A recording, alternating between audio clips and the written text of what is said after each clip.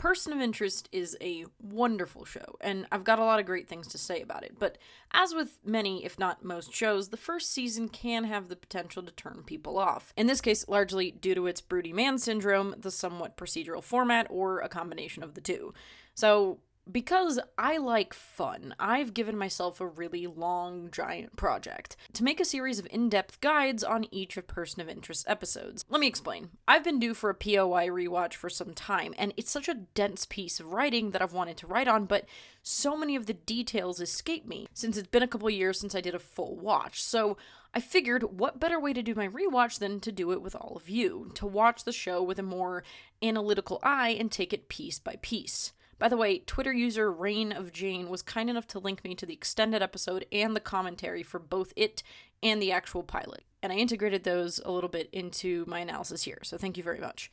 Anyway, this is going to be a long haul task, so if you're joining me, thank you. I'm very excited. Whether this is your first time watching the show, or you just got HBO Max and you're thinking, why not? But to be clear with these guides, I don't want to treat the first season as, let's just slog through it until we get to Sarah Shahi. Even if it's not my favorite of the 5, or even the most indicative of the show's eventual incarnation, when there's good here, it's really good. So, without further ado, let's jump into the first episode.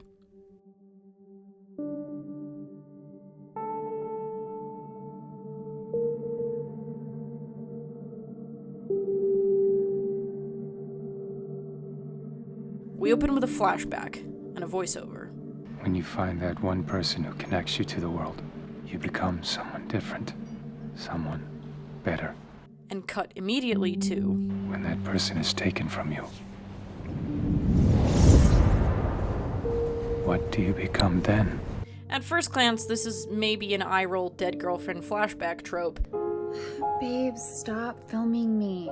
And it is. It's also not indicative of the show as a whole. The deep breaths. We'll get through it. Dead girlfriend is gone, and we know time has passed because the man is now sitting in a subway. His hair is longer, and he has a beard. Is it just me, or with the beard, did he look a little like Jesus? A group of delinquents on board the car, and the leader reaches for his bottle of sorrow drowning, and maybe there's a bit more to him than we thought because he responds with a scary iron grip. After a bit of a scuffle, he's taken to the police station where we meet...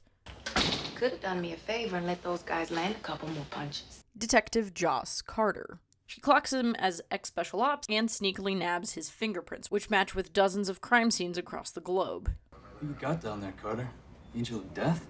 The original scene here, by the way, had a lot more dialogue, and I think the cut works well here. As John Nolan points out in the commentary, the less the man says, his name is John, by the way, the more mysterious he is. I'm going to call him by his name from now on, just to make things easier. John is summoned from the police station by a mysterious man who surprises him by calling him by his name. You don't owe me anything, Mr. Reese. That's the name you prefer, isn't it? Or one of them. You can call me Mr. Finch. Finch has a list of people in danger and asks John for his assistance in helping them. You need a purpose. John brushes him off and walks away. Later, we find John in a hotel room giving himself a makeover. By the way, the first time I watched this, I actually didn't know who Unshaven John was. For a second, I was literally like, why is there a new character? Because I thought he was a different man than Bearded John. Like, I didn't recognize him. Like, it genuinely took me a second. Anyway, the TV calls him a person of interest in a violent crime. Hey, that's the name of the show. John drinks himself to sleep. Harold tracks him down and tries one more persuasion tactic. Zip-tying him to a bed and telling him he knows about Jessica, the woman he lost. With this reveal, he tells him that while he may have been too late to save her, by teaming up with him, he could maybe be in time to save someone else, and shows him a picture of the earlier woman. Finch, whose first name is Harold, who we notice walks with a considerable limp, wonder how he got that, meets John decked out in nice clothes and a head full of product. They enter a library, which, like them... The property's in a kind of limbo. It doesn't exist. Already some really neat meta stuff here. Finch has gone full born with identity covers for John. When did he do this? Was he so confident he'd convince him? Did he just already have these? Whatever. We see Finch's slightly insane arrangement of numbers and faces. The list. And he gives John the basic details of the person of interest, attorney Diane Hansen. John immediately reaches for his secret ops toolbox and hacks into her cell phone. What we see is John's screen force pairing with Diane's, a trick they'll use for the rest of the show, and initially I was actually a bit unsure of the logistics of this, but upon listening to the commentary, I found out that it's a real thing. I mean, it's a bit stretched here, but it's called blue snarfing, which is the slimier version of blue jacking. I was actually surprised to hear how plausible this is. In the commentary, the creators also mentioned their desire to keep the tech in the show as realistic and real as possible. John stakes out Hansen with a wireless camera. But what if she didn't live in an exposed window apartment? What if she closed the blinds? Whatever. John narrows down 2 suspects. Wheeler, her co-counsel, and incidentally King George and Hamilton, and Lawrence Pope, on trial for stealing money in a drug deal gone bad. Which brings us to something we should probably talk about. To start out the pilot with a black man from a gang on trial for drugs, that's the best you can do? Just things to talk about down the line. Hansen arranges a meeting with Pope, who strangles her and is taken away. We find out that someone framed Pope and his brother knows who. John tracks down Pope's brother, who runs. Figuring he's better off armed, John acquires guns in the most John way, with a snarky safety lesson and kneecapping to boot. Have a nice day. They track down Michael Pope, who's in a car being threatened by dirty cops, which John intercepts with a smoke grenade in the middle of a street in New York City. It's an M79 grenade launcher, by the way. Cops, come on. The next day, Finch and John are in the park, where Finch finally explains to John where he gets the numbers. It's a government machine, spying on its citizens in the name of protection, built after 9/11, apparently to prevent acts of terror. So how do you know about it? I built it. The machine sorted crimes into those relevant and irrelevant to national security. Harold, feeling guilty about the irrelevant people he abandoned, built a backdoor to access them as just social security numbers.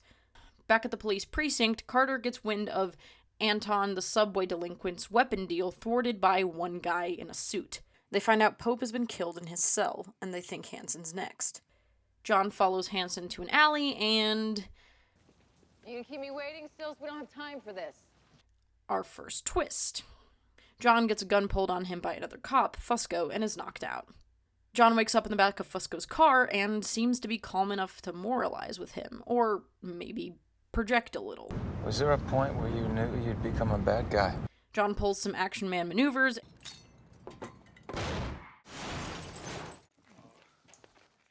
You have your vest on, officer. and gets away. Hansen sends the cops to take Wheeler out, using an ex-con as a hostage to frame as the shooter. Now here, he's nameless, but in the original script, he's Charles Robinson, and John actually pays him a visit earlier in the episode, and from how we see he's gotten his life together, he quickly deduces Robinson isn't the guy. This is one of the scenes that the creators mention really regretting having cut, and I'm with them. Especially if the goal is to humanize the ordinary person in extraordinary events, this would have been a great opportunity. I find this hostage scene really sad and chilling, just how quickly someone's life can be taken down and manipulated by people with power.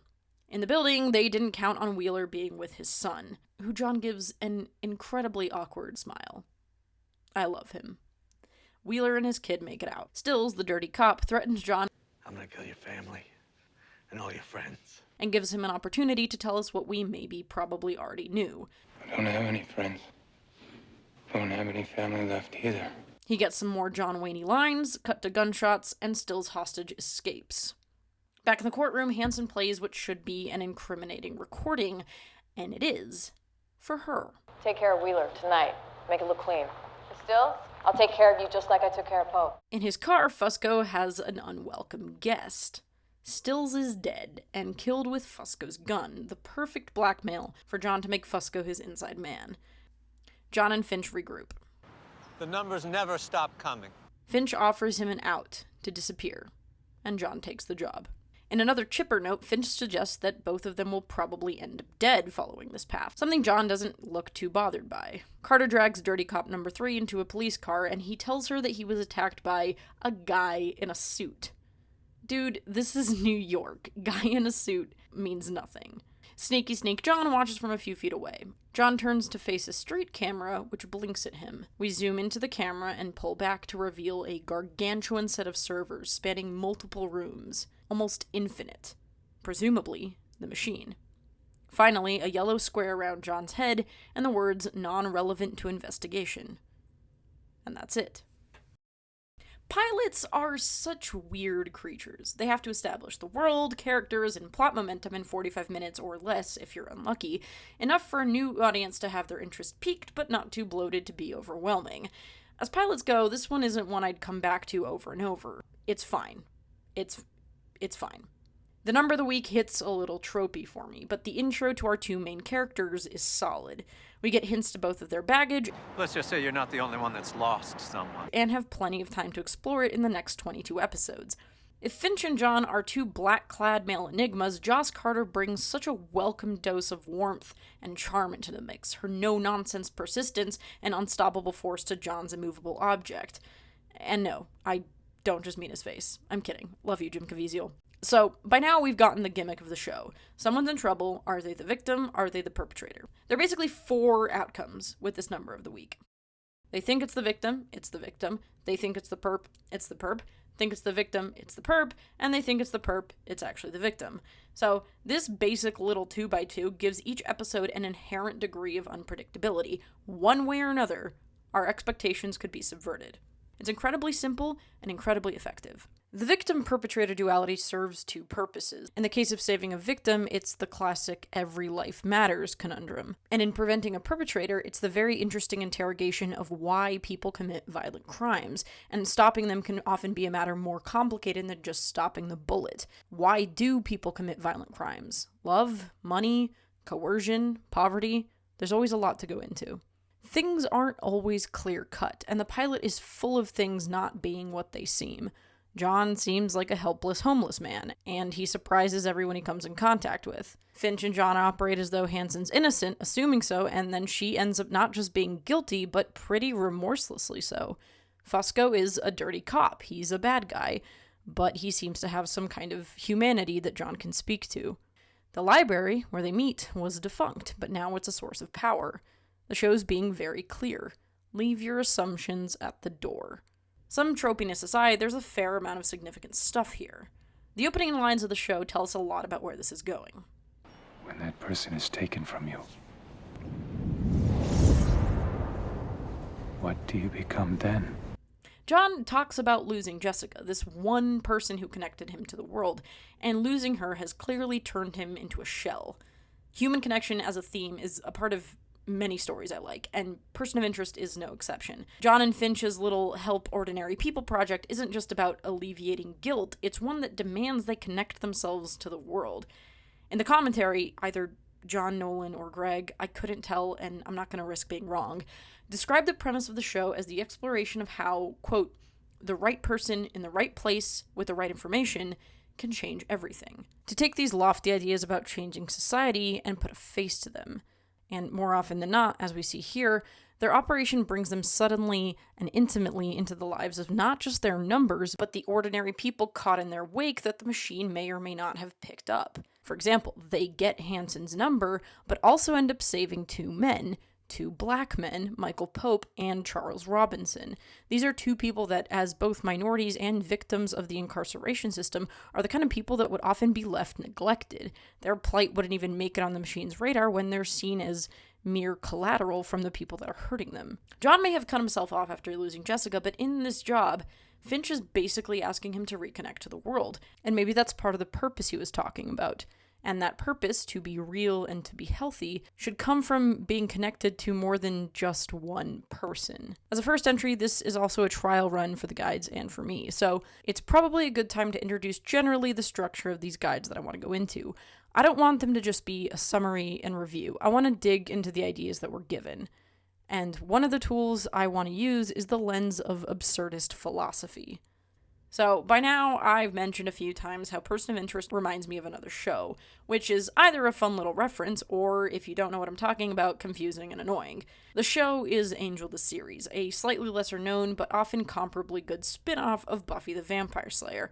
I won't give too much away in case you're interested in watching it, but Person of Interest shares with Angel its fundamental philosophy, one that I see as grounded in absurdism. In essence, absurdism adds to the existentialist idea of creating meaning the acknowledgement of the fundamental absurdity of human existence, that we crave meaning in a meaningless universe, and demands that we continue the search for it anyway, and that's where purpose comes in. A key figure in absurdism, Albert Camus' myth of Sisyphus, articulates this idea in a pretty simple allegory using an ancient Greek myth. Sisyphus was punished by Zeus to push a rock up a hill that would always roll back down. This is a meaningless, fruitless task. But Camus posits that we must imagine Sisyphus happy, as his endless push of a rock that always rolls back down might match the pursuits in our own life. Nothing is ever done, right? Our successes, our achievements, even our feelings, even our positive feelings, joy, are always something that's in flux. And this is a long-winded way of saying that's the point of Person of Interest. The premise of helping random strangers in trouble is the rock. We already know that they can't save everybody, nor will this Finch-John enterprise eradicate violence or cruelty, so the point must be something else. Finch saying the numbers never stop coming may as well be the rock always rolls back down. Now, while we can't go into a whole lot just yet, we can already see the formation of the pillars of the show. The show's titles tend to fall, with some exceptions, into one of three categories: references to Christian theology, classics, i.e. Greek and Roman myth, and computer code. What these have in common is their place as deterministic views of the world, or structures that presume a fixed, unchangeable view of people and events. Christian theology presents an omnipotent, omniscient God, Greek and Roman myths immortalize these larger-than-life events with a fixed beginning and end, and computer code is something programmed, engineered. The underlying question is, how much do our actions matter in the face of larger, or apparently inevitable forces? And this includes institutions, several of which we already see in episode 1, those that make our choices feel pointless because of how they influence everything around us. During his years in the CIA, an institution kept John in the dark and ruined his ability to trust. You left the government because they lied to you. I never will. With Hansen, we see the power of legal institutions that don't account for facts or innocence all the time. Hansen is willing to kill to keep the arrangement of corrupt law and corrupt police intact. Fusco comments on institutional power as the reason he gives for becoming a bad guy, speaking about it almost as a lesser evil, that larger fish than him were always going to win, so why not get something in return? We've also got these three burgeoning relationships to keep an eye on right off the bat. John and Harold sussing each other out, John and Joss doing the cat and mouse, and John and Fusco, this begrudging partnership based on threats. And in each of these, we get mirrors of John. John's appeal to Fusco is interesting, asking him when he knew he'd become a bad guy in a way that could be really posing the question to himself. There are clearly things in John's past that he regrets, but we haven't quite seen them yet. He and Finch have both lost somebody, as Finch points out to us, and both seem to have some guilt over a previous life they're trying to atone for. John and Carter share a military background. She alludes to having some military experience in the interrogation scene, and uses this to very quickly cut to the core of John's self-punishment. Finally, the machine. Structurally, when the scenes change, they're all bookended by the machine view, as though the story is being viewed in real time, as if the machine's been keeping tabs on them. In the commentary again, Jonah references the machine as a fifth character, and this is something we very much feel in the very active nature of these shots and transitions. There's also clearly some kind of cataloging system. Yellow boxes used only for certain individuals, and white for everyone else. A brief moment for our apparently simple protagonist. John sometimes might get criticized as a generic action man, and in a way, it's kind of the point. Everything about John appears generic. The man in the suit title is laughably nonspecific. His deliriously generic name and rugged action hero persona all fit a general template we've seen a dozen times. That's what John was in the CIA, and now it's his identifier. To that end, as we move forward with the first season, the numbers of the week actually shed some light on John, and often function as mirrors for aspects of him to help us, and for himself, to see him more clearly. Something else worth noting, in the hotel where John sleeps, he's watching scenes from Seven Samurai. Among samurai, there's something called ronin, wandering warriors. These ronin, according to Wikipedia, were samurai without a lord or master during the feudal period of Japan. A samurai became a ronin upon the death of his master, or after the loss of his master's favor or privilege. The library headquarters is interesting. I first saw it as commentary on non-digitized media, and I actually wrote, maybe I'm reading too much into it in the first draft of the script, but then watching the commentary for the episode, they say exactly that. The library symbolizes abandoned old knowledge, stuff maybe the machine can't even see. And finally, let's talk about the 2 tunnel shots. Both of these are so good and become a part of the show's iconography, and both are obscured silhouettes. In the first, in the library scene, John and Finch are walking away from us, the light illuminating the other side as they choose to enter a secluded spot in the dark instead. In the second, they walk in one direction, and in the opposite, children are running. Hypothetically, those future people John and Finch are trying to make a better world for. And neither seems to notice the other. Remember, they don't technically exist. Obviously, there's a lot more here that we could connect to future episodes, but in the interest of making this guide spoiler-free, I'm going to keep things contained to the information we have. There's a cool thing about first episodes, that bittersweetness and excitement. However far we might go, however things might evolve, this is where it started. Come the final episode of the show, there might be a moment where we remember it all started here. John, Finch, and a walk through a park.